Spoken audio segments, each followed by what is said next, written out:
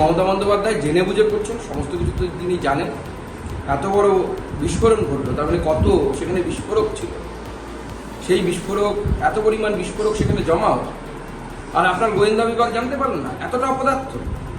নাকি আপনি গোয়েন্দা বিভাগকে চোখ বন্ধ করে থাকতে বলেছেন কারণ আপনি জামাতের লোকেরা যাতে এগুলো করতে পারে? এর তদন্ত হওয়া উচিত।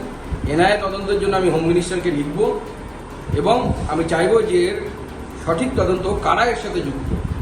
গোটা দক্ষিণ 24 পরগনাটা, আর এখন এই মুহূর্তে উত্তর 24 পরগনা টার্গেট হয়েছে, এই দুটো জেলাকে মমতা বন্দ্যোপাধ্যায় জেহাদিদের অভয়ারণ্যে পরিণত করার চেষ্টা করছে। ইমিডিয়েটলি এখানকার থানার ওসিকে বরখাস্ত করা হোক আমি পাচ্ছি না আমার স্পেস এবং এসপি কে ক্লোজ করা হোক।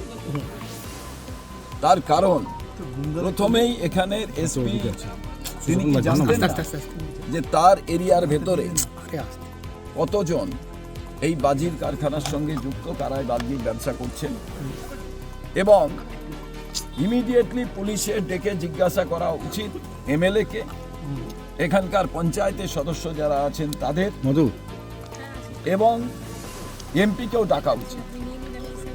তার কারণ একটা এলাকায় কি ঘটছে এখানকার পঞ্চায়েতের সদস্য জানেন না, জেলা পরিষদের সদস্য জানেন না, বিধায়ক জানেন না। এই ঘটনা হতে পারে না। আমাদের সাংবাদিক বন্ধুরা বলছেন যে না, এখানে নাকি বোম তৈরি হবে, এবং ওনারা যে অভিযোগগুলো করছে আমাদের স্থানীয় উনি নাকি তৃণমূল করে, এবং তৃণমূল করলে যে উনি ছাড় পেয়ে যাবেন, আমি দায়িত্ব নিয়ে বলতে পারি কেউ ছাড় পাবেন। কারণ তারা বলছে তৃণমূল কংগ্রেস এদের ওনাদের মদতে এইসব হচ্ছে, হ্যাঁ, এবং থানার বিরুদ্ধে ওনারা অভিযোগ করছে, এমএলএর বিরুদ্ধে অভিযোগ করছে। এর বাস্তব কতটা, বিশেষ করে সমীর জানার বিরুদ্ধে যে কথা বলছে, আমি বিশ্বাস করতে পারছি না। সরকার প্রশাসন যা যা করণীয় সব করছে, কিন্তু এটা দুর্ঘটনা এবং এর সঙ্গে রাজনীতির কোনো সম্পর্ক নেই।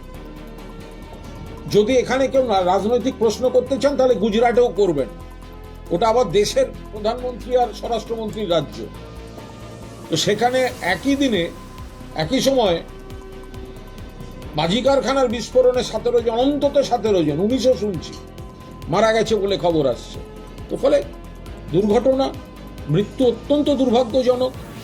শ্রমজীবী গরিব মানুষ নিশ্চয়ই তারা মারা গেছেন। পুলিশ প্রশাসন দেখছে এটা একটা শিল্প, এটা দীর্ঘদিন ধরে চলে আসা একটা শিল্প।